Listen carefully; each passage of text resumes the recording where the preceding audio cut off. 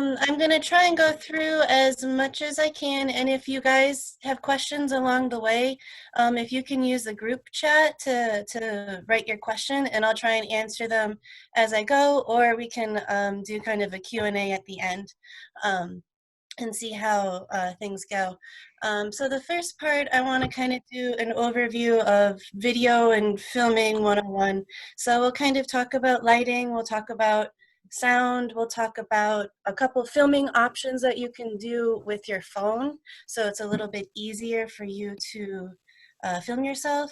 And then kind of basics on editing, and then a few apps that I thought I'd like to bring you to your attention if you want to try them and figure them out. Some are free, some of them are like free with in-app purchases. So if you want to dive into filming a little bit more, these apps give you features very much like a DSLR camera. Really cool. And then the second part, we're going to talk about kind of structuring an engaging video, kind of the YouTube structure, and then tips on how to write a script. So let's dive in straight into. I'm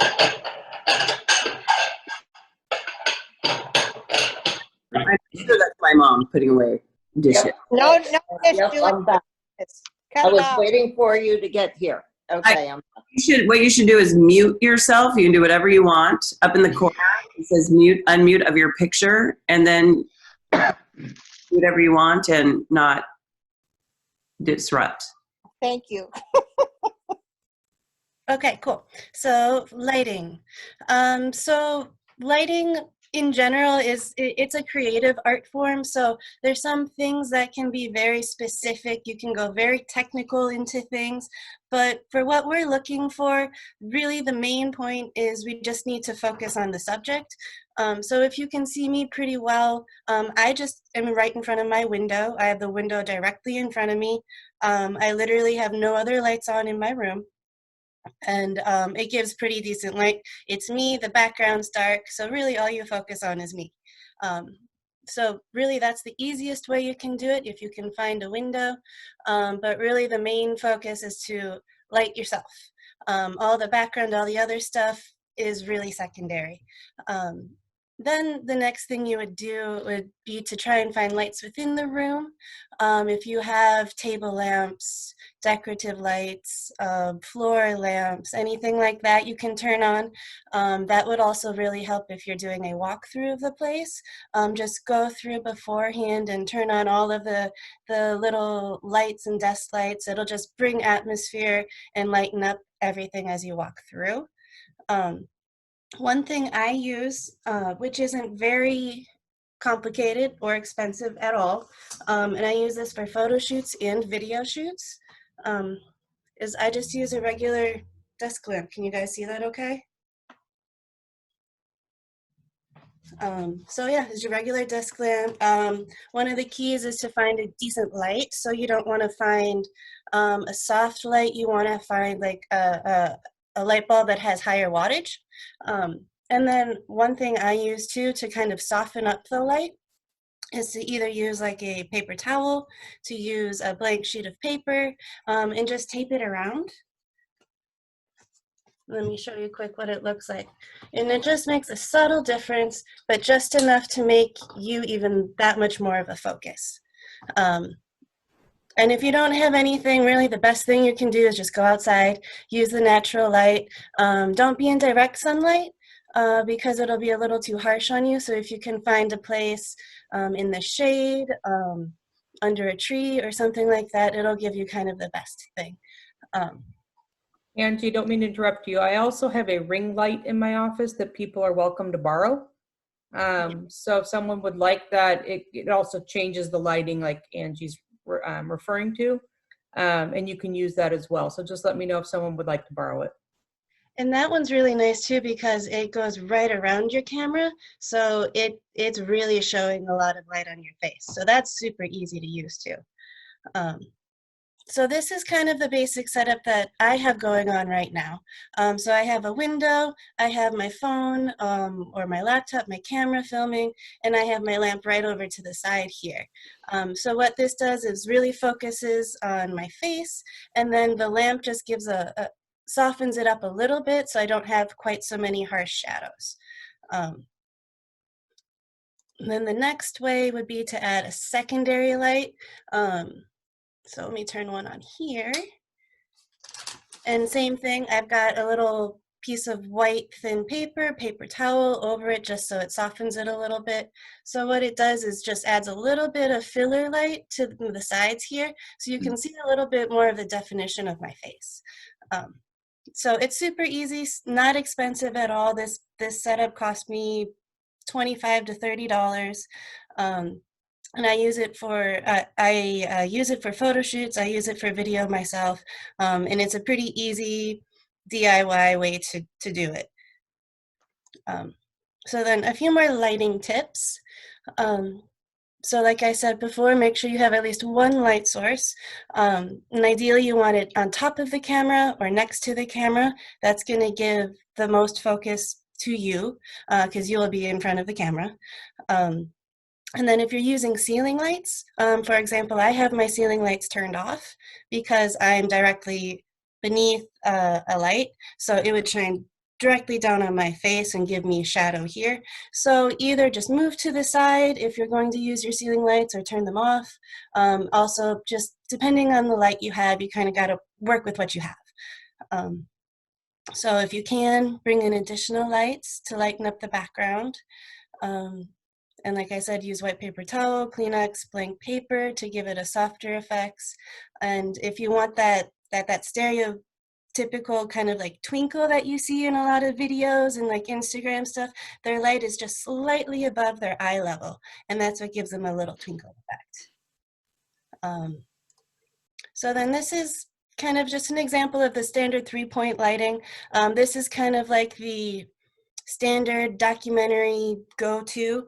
Definitely don't need to do anything this complicated for shooting for social media, but I just wanted to throw this out there so you guys can see what's going on. So I have the camera in the back, the subject in the middle. Like I have right here, I have two lights facing me. One of these lights would actually be brighter than the other, so it'd be a key light, and that's what you can see in the middle photos there. That's with two lights going on. And then the third light, which is optional, is having a light behind you and shining up towards the back of your head. And what that does is just separates you from the background just a little bit. And you can really see that difference between the second and the third image here. And you can see the edge of his shoulders. You can see things kind of cropped out. With the female, she even has a bit of a red light behind her to give her a little bit of a mood. So if you want to go all out, this is the ideal way to do it. So any questions so far? Nope. Okay, good. So I'm trying to just cram through the technical stuff and then we can get kind of more to the fun stuff. So sound is, especially on the phone, you have to be very considerate of your surroundings because you don't have much flexibility to crop out sound, and I'm pretty sure you don't want to dive into dealing with audio files and stuff like that. So the best thing you can do is to remove as much quiet noise as you have, as you can. So if you have any fans in the room, any windows that are open, pets that are in the room that can distract you or make noise, if you live with other people, trying to get them to not bug you for 30 minutes, which can be difficult. Silence your phone and even remove the vibration too, because even that vibration will be a sound, and that's what you'll hear when you pick it up on the video. If you're filming outside, find a quiet place in the yard. So not directly in front of the house, in front of a busy street if you can. If there's kids playing in the backyard or something, maybe move to the other end. So just try and find a place where there's the least amount of noise as you can. And of course, a little bit, because we're doing social media, a little bit of noise and a little bit of, it is not a bad thing, because it gives it authenticity. It shows that the video is real, that you're not fake, and that what you're showing is, authentic. So you want to try and get rid of as much as you can, but don't beat yourself up over it either. Um, so with the phone, you also only have a little bit of space for sound. So I would suggest to kind of stay within 3 feet of your phone. So if you have a selfie stick, or if you have a tripod or something, try and stay within, a fairly close range. And if you want to move around, or if you want to have more flexibility, you can get a little lab mic. And I believe we might have some in the office, but either way, they're not super expensive, but that's really only if you're wanting to do like walkthrough tours and you want somebody filming you and you really want to take it to the next level. Then I would suggest getting a microphone, because then you'll have really, really clear, crisp sound. We do have one. We can always Okay. get another if we need to. Awesome. So probably opposite of what I'm doing right now, you want to speak more slow and concise. So take pauses between sentences, paragraphs, and thoughts. I like to think of it as listening to a podcast or like an audiobook, especially audiobooks, because as they read, you can visualize where the sentences end, where the paragraphs end, and even when there's commas and pauses within. So you kind of want to, if you can, try and speak that way, so you have pauses, and then that also allows the listener to give it time for you to understand what you're saying. So having a little bit of pause and being slow with your speech is definitely much better when you're doing videos. Um, and I unfortunately talk really fast on video, so I'm not the best example of it. But yeah, if you try and just keep it small and then relax and speak naturally, really the more natural and organic you are, use hand movements, use your expressions, use your words, your vernacular, your sayings that you have, and that will keep your personality. It'll make things exciting, and also smile and laugh. Keep yourself lighthearted, keep yourself fun and engaging, and that will relate to the video. Not only does it make you sound fun, but it also makes you sound like you're a human and not a robot, which is very easy to do when you're on video.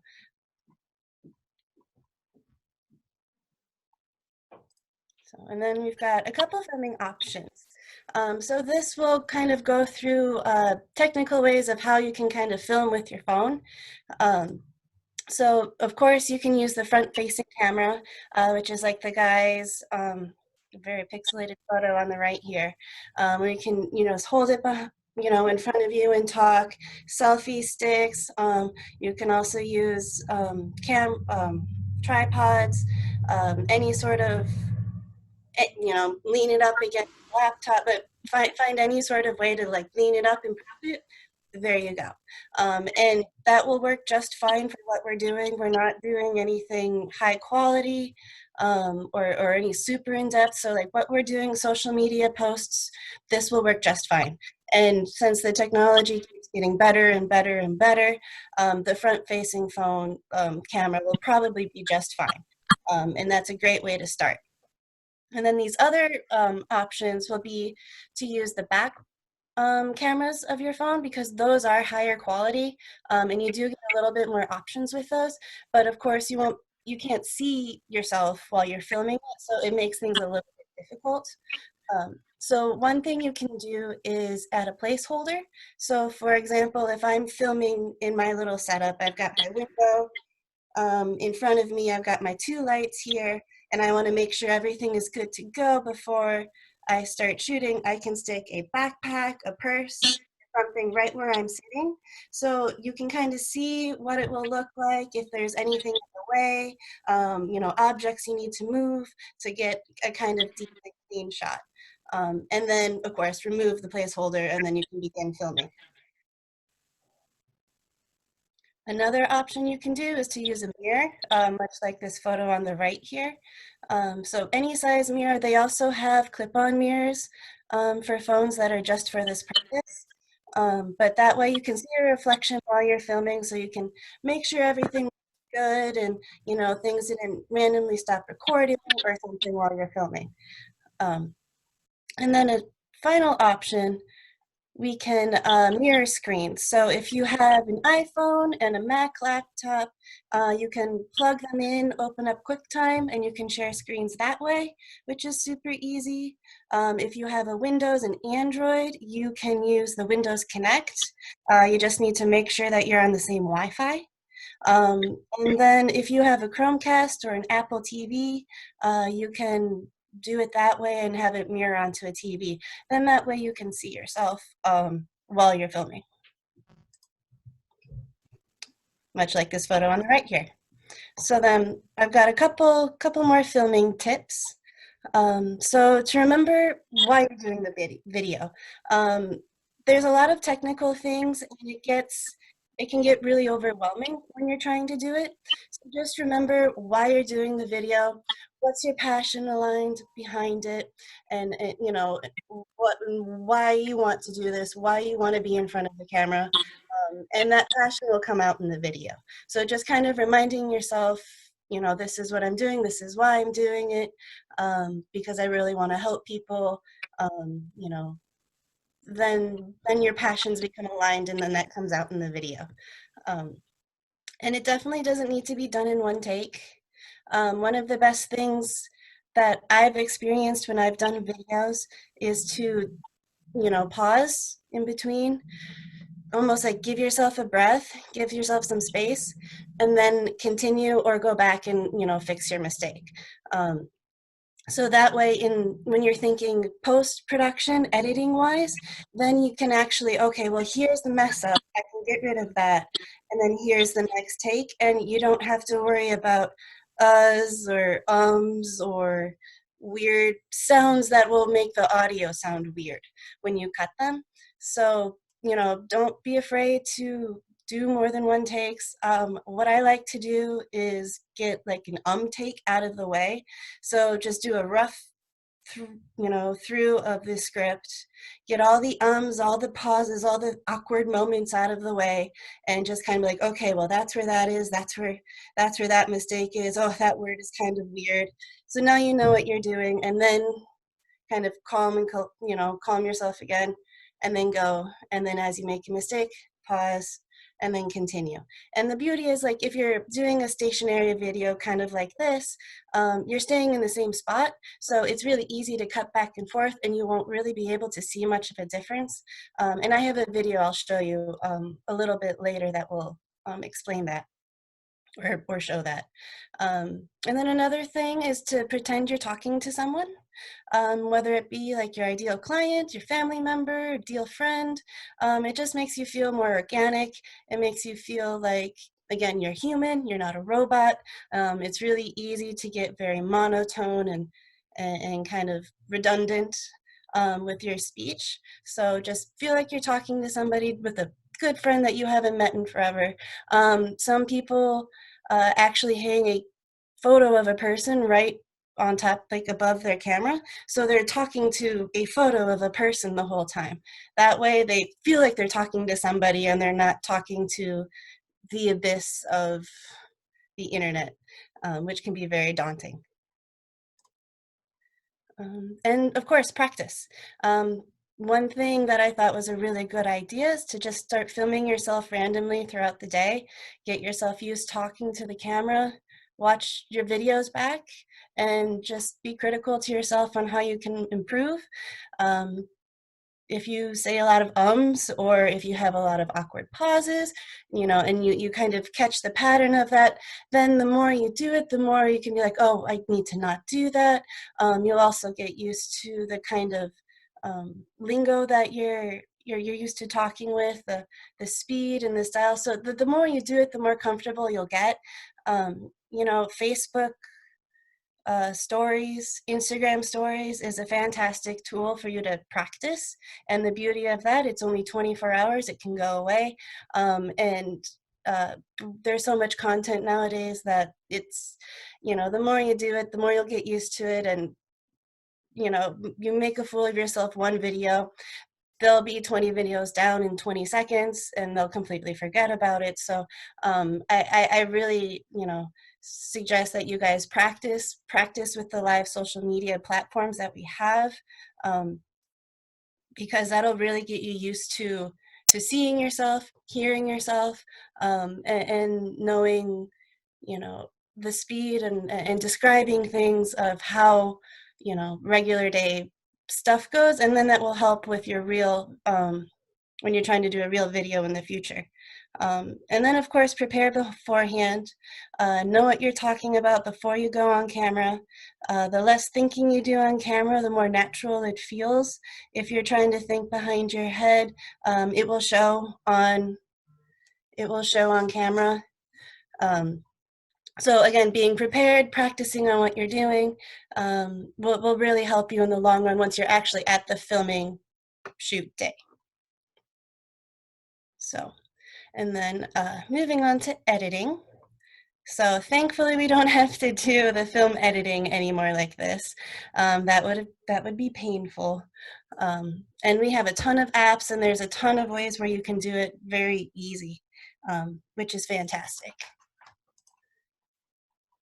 I'm just going to throw this out there. Sorry, Angie. I am going to throw you out there too. If you guys are doing this and you have different bits and pieces and need help, please reach out to Angie. She can either walk you through it or is happy to grab the bits and pieces you have and work with you to try and get them to combine. So, we want you guys to do this and not make it extra difficult. So, whatever part of this that we can help you with, we're happy to try and make it. The videos don't need to be overcomplicated, like Angie's saying.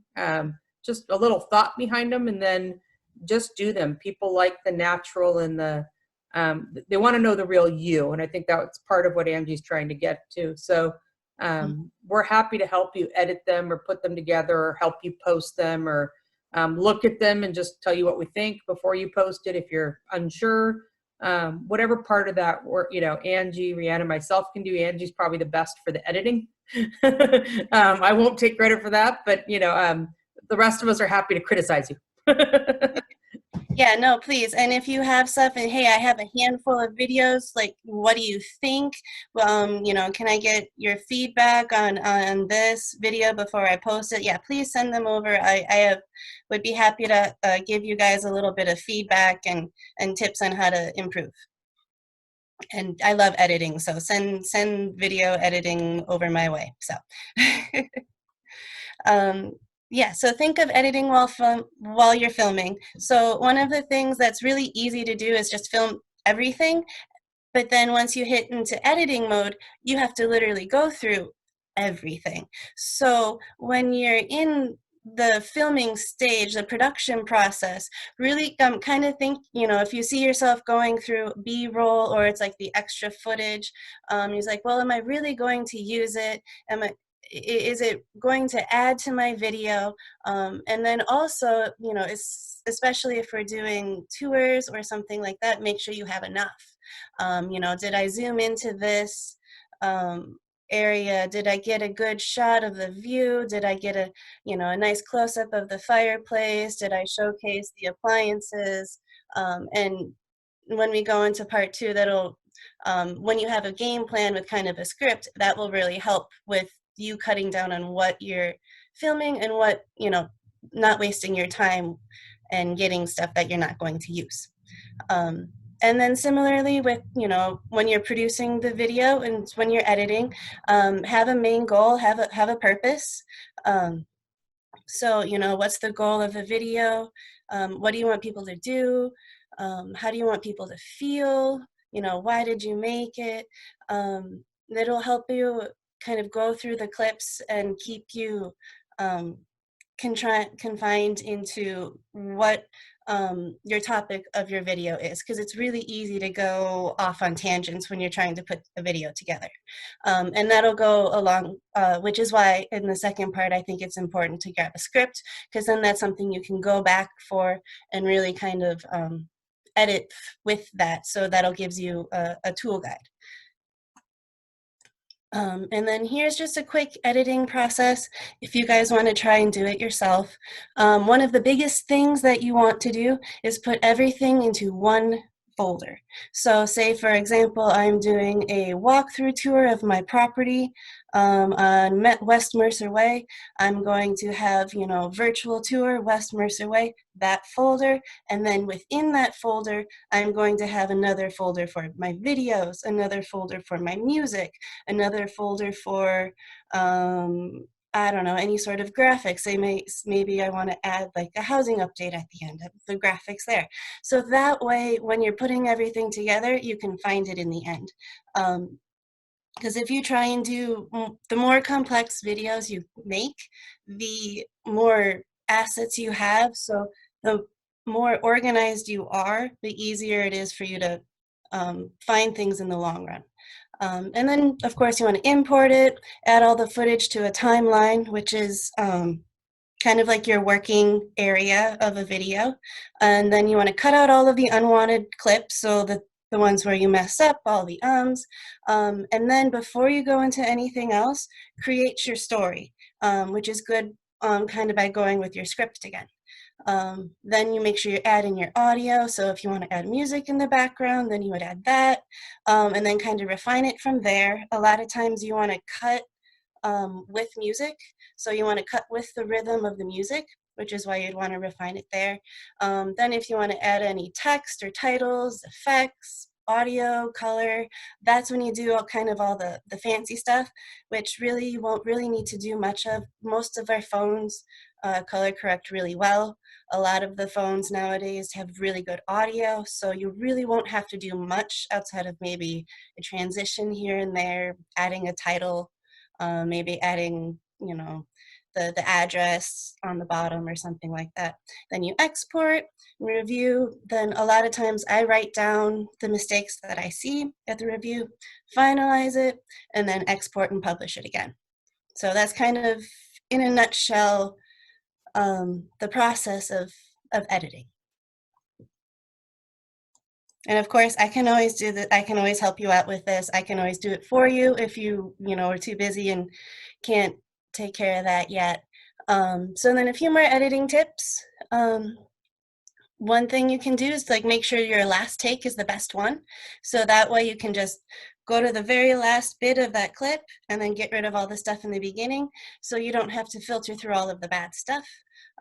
Music is also very important. So if you have it so loud, people won't be able to hear what you're saying. Also, if you have the wrong kind of music, it doesn't fit the feel of the video. For example, you don't want something that's really, lively and upbeat when you're doing like slow walkthroughs, or it's got to feel right, and that's really another kind of personal discretion. And another thing with editing is just to keep it simple. Don't get caught up in all the effects and transitions. Remove mistakes, but the more simple the video, the more the focus is on you and what you're saying, and that's kind of the whole point of making the video in the first place. So, any questions on that so far? Okay, so now we're going to move on. Great, Angie. Thank you. So here are some apps. So teleprompter, I actually have it on my phone. It's really cool. It's a app where you can have a script, and it will play your script while you're holding it up to your while you're holding up your phone, and then you can actually see yourself, and it plays and records while you're doing that. So that's a really simple way. Say, for example, you're doing a tour of a house where you have bits and pieces that you want to make sure you mention. Put it into the script, add it here, and then you can hold it, and as you're doing a walkthrough, it'll be right there, and the beauty of it is it's also like right up here by your camera. So no matter you hold it this way or this way, the text is always going to be by the camera. So you're always going to look like you're talking to the camera. So I think that's a really, really good feature for you guys to try. It's free. There's a bunch of them, but the one that I found that works the best is just called Teleprompter. Not entirely sure if it's on Android, but I do know it is on Apple. So, and then video editing software. Here are a few that I believe are free. Yeah, KineMaster is free. They're both for iOS and Android. InShot is also free. There's paid features, but if you just watch an ad, it will remove the watermark, which isn't the end of the world. But I would suggest if you want to do video editing on your phone, to try VLLO, or Bello, they like to call it. It's the most professional with the most settings. Excuse me, let me close my window. And there's no watermark with the free version, so that's really nice.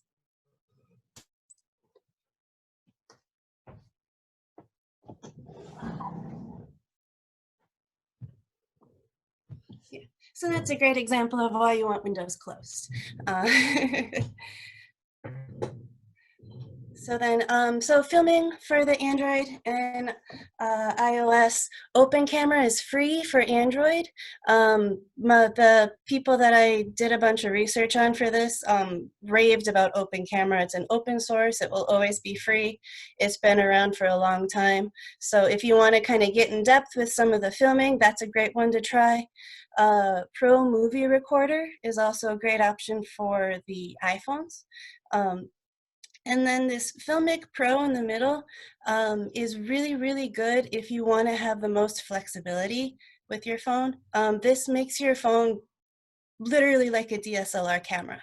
It's really nice. You can do video, you can take photos, you can change the ISO, the f-stops, like color, you can get into crazy depth. And I didn't have any idea that you could do this with a phone until I got this. I think it's maybe like $15 or $20 for the pro version, but there is a free version, so you can test it out and see if you like it before you purchase it. What's it called, Angie? Filmic Pro, Filmic Pro. Great, thanks. Mm-hmm. Okay, so now we're going to go into the second part, which is structuring and engaging video. So the first thing we really want to do is get to the hook. So I'm sure you've watched enough YouTube videos where they always start off with, in this video, we're going to talk about this. Or today I'm going to discuss this. Or today I'm going to show you the 5 best recipes for carne asada, or something like that. So the hook is, it's like, what's the purpose of the video? What do they expect to see? Then next would be an introduction. You know, introduce yourself, introduce your company, and then how you're going to roll out the video. Or, you know, how should they expect the video to be? So, for example, it could be, hey, I'm Angie with John L. Scott Real Estate. Today I'm going to give you a walkthrough of this new listing, starting on the main floor. Then we're going to move upstairs and then end with amazing views. So you can kind of see what we're doing, give you a little insight of what the video is going to entail, and then kind of a surprise with the amazing views at the end. And then number 3 would be the meat of your content. So for this example, it would be, you know, the walkthrough tour of the home, describing each room. And then what they like to add in is some bonus, and then you can sprinkle in bonus features throughout the video. It doesn't need to be specifically in this order. So, and it's just some additional information that's relevant to the video. So with this, you could be like, you could, while you're walking through the hallway or something, you could talk about the housing market on Mercer Island, or you can talk about features or lighting fixtures or little details there about that, and you can link to that, or just something supplemental that will keep them interested throughout the length of the video. And then finally, you have a call to action, or what Emmanuel likes to call a call to engage, which I think is much more accurate. So it's something short and sharp that gets them to want to act upon what you want them to do. So if they make it to the end of the video, that means they're most definitely interested. Most people don't make it to the end of videos, so make sure that your call to action is something that they want. So for example, if it's a listing, oh, go to my listing website, message me for more info, check out the virtual tour. You know, if you're talking about yourself, go to my website to read the rest of my blog, or something like that. So it gets them to do more. Or it could also be a call to engagers, like, you know, comment about, you know, comment on the video below. Let me know what you think about the real estate market, or something like that, to just try and get some communication going. All right, so then this is the video. Hopefully it works. If not, let's see, I had it working before. Here we go. Are you shooting videos of yourself with an iPhone or an Android device but not sure how to easily set up and configure everything from in front of the camera lens, especially if you're looking to shoot with the higher quality rear-facing camera? Well, here's 5 simple ways for you to easily configure everything and to get professional results while you're filming yourself with your iPhone or your Android device. Okay, so that right there was the hook, right? This is what the video is about, and this is, you know, if you're interested, this is what you're going to hear.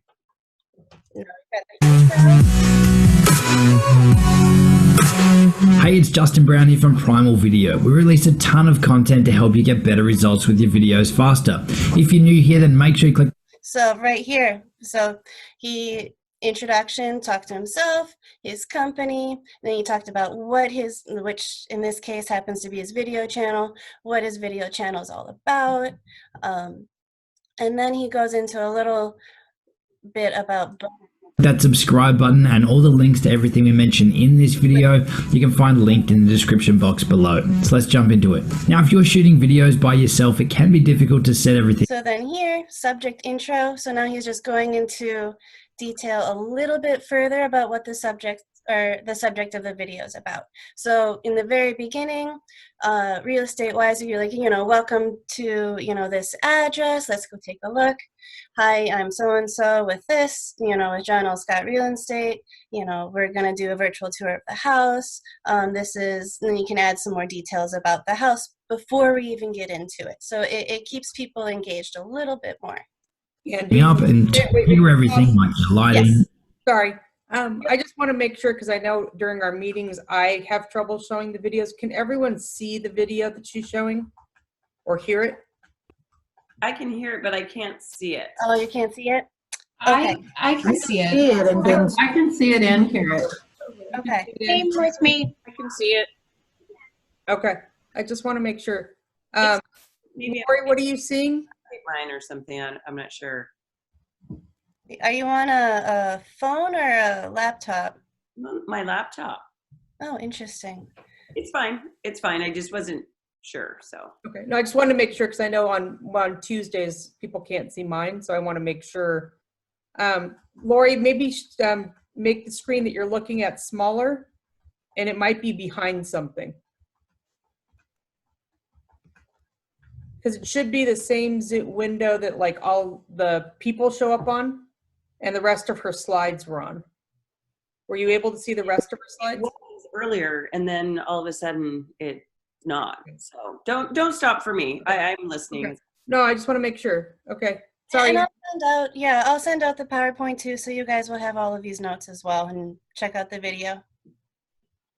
Okay, so yeah, so he just finished the introduction, and then he's doing a little bit more of an introduction about the subject of the video. So just a little bit more of like a teaser of what the video is about. Your sound, your camera settings, all from in front of the lens. Fortunately, if you are filming on an iPhone. Did anybody just see that? When you can see that, there is a little cut right there. So that, but it was really, really small. Because he stays in about the same spot, you can hardly tell. So these are the kinds of cuts that I'm pushing you guys for. It's very clean. It's very, you know, it feels very professional. and it gives you flexibility to or an Android smartphone, there are several ways to make the process a whole lot easier, allowing you to easily get professional results with your smartphone whenever you're shooting solo. So we're going to run through 5 ways to do it right now. And for those of you looking to take your iPhone or your Android videos to the next level, then make sure you stick around, because after we're done, I'm also going to share my #1 app for unlocking DSLR-like settings and shooting professional videos using your smartphone. So this is his bonus material that I talked about, and it may not always be relevant for every video in real estate, but he's specifically talking about like a YouTube channel, so that would get people to click on more. So our bonus may not be finding another video, but maybe a link to something else. While you're watching, make sure you drop a comment down below and let us know what your favorite app is for filming on your smartphone. Do you just use the stock camera app, or is there another one that you'd recommend? I'll see. Now he just threw in a call to engage. So comment, what do you use? What do you like about it? So that it's getting the people that are viewing to engage with him. You in the comments to check out your answers. Okay, so let's jump straight into #1, and #1 is an obvious one. It's to use your front-facing camera. So obviously the downside with using the front-facing camera is that it's generally not as good quality as the rear-facing camera or the primary camera on your device. But the big plus side is it's going to be really easy for you to monitor everything, to frame your shot, make sure you actually are recording, and that everything is as you want it to be while you're recording your videos. Now, while the quality of the front-facing camera isn't as good as the rear-facing camera, the quality is still going to be good enough to get really decent results for videos for places like YouTube. But the solutions that we've got coming up for you will help you use the rear-facing camera as well. So on to #2. #2 is to use a placeholder. So what I mean by this is to get every cast to mirror your phone screen to the TV as well. And the 4th way, which is the most Great video for you guys to look at. And actually, if you want to really dive into video and filming yourself, his entire YouTube channel is fantastic. So most flexible and compatible way, and this is for iOS only, at least for right now, and it's using the app called Filmic Remote. What Filmic Remote lets you do is mirror your iPhone screen to either another iPhone or to an iPad as well, really any iOS device. But not only will it let you mirror the device across, it'll also let you control it so that you can remotely make adjustments and remotely start and stop the recording, all from an additional iOS device. So if you're going to be creating your videos using an iPhone and you've got an iPad laying around, then this could be an awesome solution for you. So that's it. There's 5 ways to easily monitor and control your iPhone or your Android device from sitting in front of the camera lens. But what if you want to take your smartphone video game to a whole new level? Well, there's some third-party apps for that, which will unlock a whole new world of DSLR-like settings on your smartphone. The one I recommend you check out is called Filmic Pro, and it's a okay. So then he goes into a little tidbit about stuff, but then he wraps up the video and he goes into if you are interested, here's another video to watch and another video to watch, which is very YouTube. But hopefully you guys can kind of see the structure of how the video goes, and all of his videos are the same. So it makes it very easy for him to consistently keep pumping out these videos. Is he part owner of Filmic? No, it's at least not what I know of. He is he's been a filmmaker professionally for probably 20 plus years. He's done corporate stuff, documentaries, extreme sports stuff. So he's a professional in the film world. And what he did is really take all of the knowledge that he has, and he's converting it to help small businesses and small businesses basically, and entrepreneurs that want to get into video. So I think he's got a lot of stuff. He goes into apps, he goes into details, he's got stuff specifically for Android, specifically for iPhone. He goes into more intense editing if you want to go into that. So if you want to check out stuff, I would definitely have you check him out. So now we're on to writing a script, and these are just a couple bullet points that I wanted to get out to you guys. I think it's really, really, really important for you to at least start with a thesis, and not like a thesis paper like in college kind of thing. It's writing where like this is your main topic that you will always go back to. So it's like a one sentence, it's a one phrase, which is the main reason, the main purpose of your video. So for example, we could be something along the lines of, we really want to showcase, the beautiful scenery of this house. So when we're filming, we want to make sure we get a lot of scenic shots, that we get a lot of things out the windows, outdoors, things that showcase what our thesis is. Then that makes it easier for filming, and then it makes it easier for editing. So for example, if we do go off on tangent and we start filming stuff, it's like, oh no, we wanted to talk about the views of this property. So let's focus on the views of this property. So it just keeps things consistent, and so you know what you're doing while you're going. And then bullet point everything out. So I would do a brainstorm session of absolutely everything that you think you could mention in your video. Just use this exercise to get everything out on paper and out of your head. And then from there, you can look on paper and you can kind of categorize and dial things in. And this might help you think of 3 to 4 different videos that you can do, all off of, for example, one property or off of one subject. So if you categorize it together, it's like, oh, okay, well, I can do all of these, all of the kitchen and the main here because these are very similar, and I can do another video just about this neighborhood. So it can help you like stir ideas, and also help you figure out what specifically each focus of the video is. And then, like I said, structure the bullet points so they make sense, and then it's also you're making sure that you mention what you want. And then you can, if depending on your comfort level, you can go straight from your bullet points to using like a teleprompter or practicing your script or practicing in front of a camera. But I would suggest writing it out, and even if you don't say things exactly word for word, it gives you the phrasing of what you're trying to go for. If you want specific pauses in areas, if you want to like make sure that you emphasize something, make sure that you say something. So I personally like to write out a script, and when I do videos, I don't say things word for word, but just having them in sentences, personally for me helps me. Then it keeps me thinking in conversation instead of bullet points, because in bullet points, then you are kind of thinking about the extra of the bullet points you want to say, and sometimes it makes you look like you're confused on camera instead of thinking. So really just kind of test it out and see what is your your Goldilocks happy medium, and what works best for you. There really is no rhyme or reason for it. There's no perfect way or structure. You just got to find a method that works good for you. And then of course, read your script out loud. Read it out loud to yourself, read it to others. And then really when you are reading it out loud, listen for any awkward phrases, places where you slip up, where you get stuck, where you pause. And then that's where you can refine the script to make it feel more natural.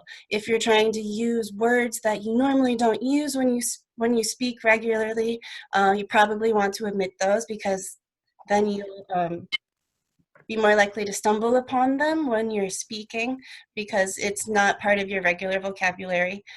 So little things like that can help you make the speech of the video a little bit better. And of course, always practice, and handful times out loud. And again, too, like I said in the beginning, what I like to do right before filming, because now you have all these lights on you, the cameras, is like you get your nerves kind of, your butterflies going a little bit, is like I just like to do a take, just get all the ums and ahs and pauses and awkward moments and just go through the whole script and get all of that out of your system. and then you can, start practicing for the real thing. And then again, as you go, if you trip up, pause, and then you can keep going. And once you've got your good take, end it there, and then move on to the next one. Okay. Does anybody have any questions for me?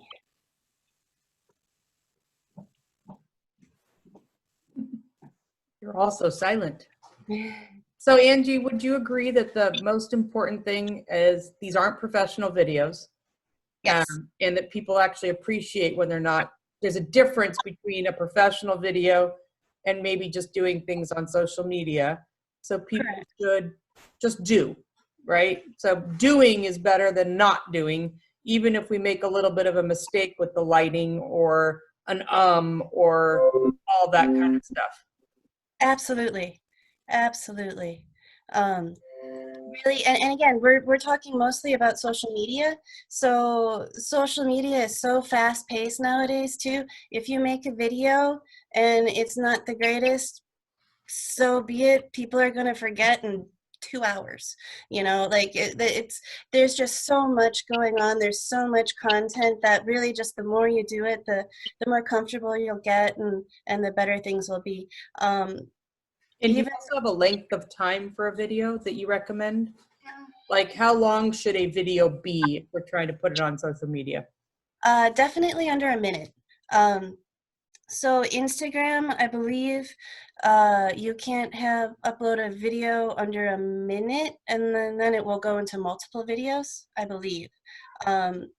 Instagram Live, they're in 15-second segments, no matter how long the video is. So for example, if you have a 30-second video, it'll move into two story clips. If it's a minute and a half, it'll be 6. So that also shows. And also remember that people's attention span, if you don't grab their attention within the first 3 to 5 seconds, they're going to move on. So that's why it's really important to grab that hook right away, so they know what you're talking about. They know if they're interested and if they're going to stay. So that's why it's really important in the beginning to kind of say your hook and say, this is what the video is about. This is why I'm doing it. So Okay, so, oh, I sorry, just go ahead. found an app yesterday called Split Story. So you have a minute long video, because like Instagram stories, you only get like 15 seconds. And it's like $1.99 a month, something like that. So it's called Split Story. So you upload your video to Split Story. It splits it into the 15-second increments, and then you upload it to your story like you would a picture, and it plays like a video. Yeah, so there's a bunch of apps and little features that you can use too. Yeah, Kristen, you were going to say something? I was just going to ask, so for an Instagram story, you'd recommend like a minute? Yeah, or less. I mean, think about commercials nowadays. A long commercial is 30 seconds. So if you can keep it within 15 seconds, that's sometimes even better. Now, I will say this about Facebook. Facebook does recommend you have a video that's like 3 minutes long, because they get more engagement that way. It's a different platform. Of course, you can do a 15-second video, 30-second video on Facebook, but they on Facebook promote that longer videos. I think they just want to have more quality content than short little things, but it's not a deal breaker by any means.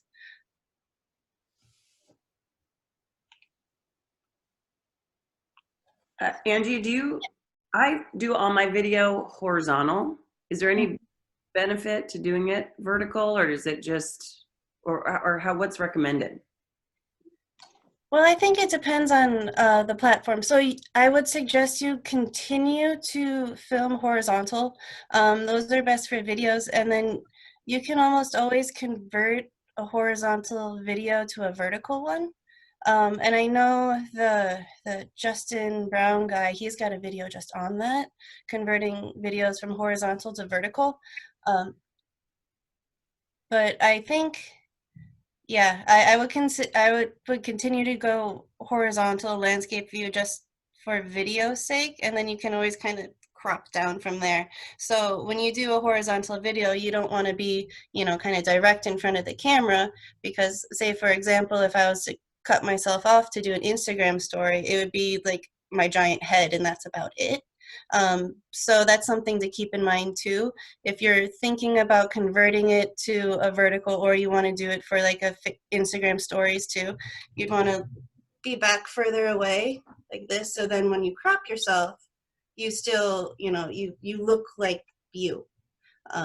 So that would just be something to consider if you want to use the same video for vertical. And just to add to Angie, and I think Emmanuel said this the other day in his workshop, is people don't always turn their phones, right? So if you happen to forget to do it horizontal and do it vertical, that doesn't mean you need to redo the whole thing, right? Because people hold their phones up and a lot of them aren't turning it to get that horizontal shot that you were trying to maybe go for. So don't let that stop you if you think, oh shoot, I forgot to do this in horizontal and it would look better. Just keep the vertical and post it. You'll be fine. People will still watch it and like it and appreciate it. So it's not the end of the world. It's just a better tip to do it horizontal, but it's not the end of the world if you do it the wrong way. Yeah, of course. And like what Sandra was saying too, is just doing it is better than nothing. And the more you do it, the more comfortable you'll get. Like I mentioned before, start trying to do Instagram stories. Like if you can do at least once a day, it doesn't have to be much. And it doesn't always have to be you in front of the camera, but just you know, the act of you consistently doing it will help. Then you'll get comfortable in front of the camera, you'll get comfortable using the tools, and then you'll become more confident doing it over time. And again, if I'll send you a link to the Justin Brown's channel, but he even says, he's got his very first videos up there, and he's like, I cringe when I see my first YouTube videos. They're so bad. I'm robotic. I look disgusting, but they're there. And he started it. He did it, and you just keep going on. And he's like, I keep that as a reminder, as you just got to go. You just doing it is better than nothing.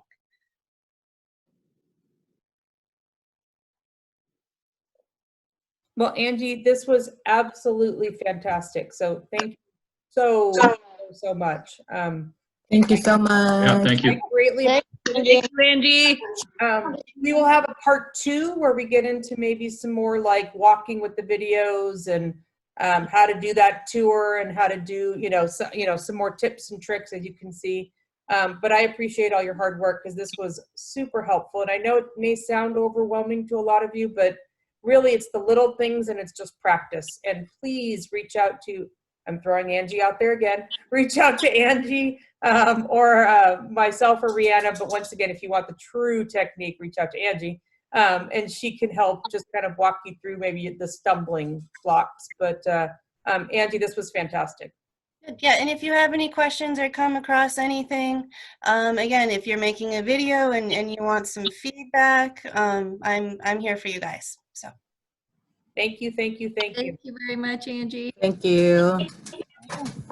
Good to see you. yeah.